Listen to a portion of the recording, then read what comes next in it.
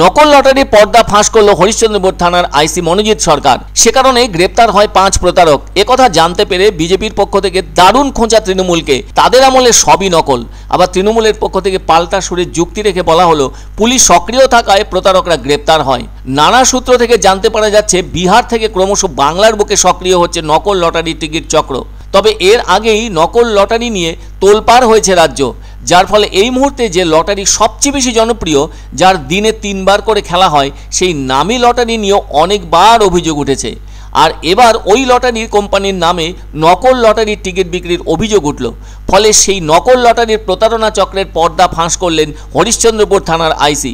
ওই নকল লটারির টিকিট বিক্রির অভিযোগে 5 জনকে গ্রেপ্তার করা হয়েছে। এর আগে শারীরিক সক্ষমদের নকল শংসাপত্র প্রতারণা চক্রের পর্দা ফাঁস করেছিলেন বিডিও। আর এবার সেই প্রতারণা চক্রের পর্দা ফাঁস করলেন থানার নতুন আইসি।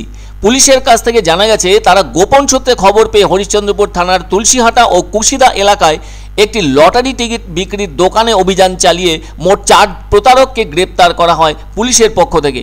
এর মধ্যে তুলসীহাটা থেকে গোপাল রাম, পুতুল ঢালি ও পবন সাহা এবং কুশিদা এলাকা থেকে মনোজ ঘোষকে গ্রেপ্তার করা হয়। আবার যোগসূত্র সন্দেহে চাঁচল থানার স্বরূপগঞ্জ এলাকা থেকে সুশান্ত কুমার অধিকারী নামের এক ব্যক্তিকে গ্রেপ্তার করে পুলিশ। আর অভিযুক্তরা নকল লটারির টিকিট বিক্রির কথাও স্বীকার করে নিয়েছে। এ ব্যাপারে হরিশ্চন্দ্রপুর থানার আইসি মনোজিৎ সরকার বলেন, একটি নামী লটারি সংস্থার নামে নকল টিকিটগুলি বিক্রি করা হচ্ছিল। আর ওই সব প্রতারকদের হাত ধরে নকল টিকিট বিক্রির প্রবণতাও বাড়ছিল।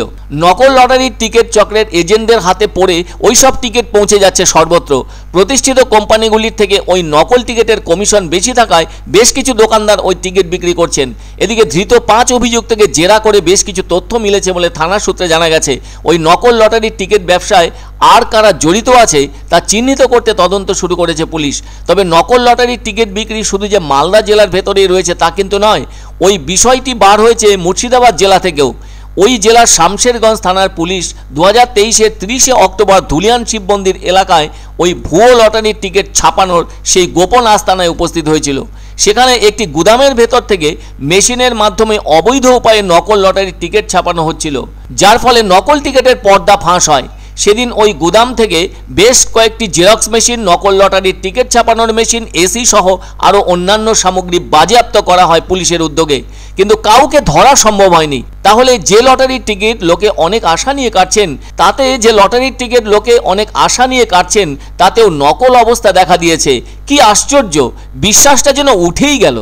অনেক দিন ধরেই শুনছি যে টিকিটটা বিক্রি হচ্ছে মার্কেটে, তার ফলে আমাদের টিকিটের বিক্রিটা কম হয়ে গেছে। শুনেছি আইসি স্যার নাকি 5 জনকে ধরেছেন। আমরা চাইবো এই টিকিটটা বন্ধ করার জন্য অনুরোধ করা হচ্ছে। যদি প্রশাসনের আধিকারিকরা সক্রিয় হয়ে যান তাহলে রক্ষা পাবে না এই যে চক্র চালাচ্ছে, এই যে বর্তমান শাসক দলের মদতে যে চক্রটা চালাচ্ছে, সেইটা কিন্তু একের পর এক পর্দা ফাঁস হতেই থাকবে। আজকে যারা ট্যাক্স ছাড়া যারা লটারি বিক্রি করছে তাদেরকেও প্রশাসন কড়া হাতে দমন করছে।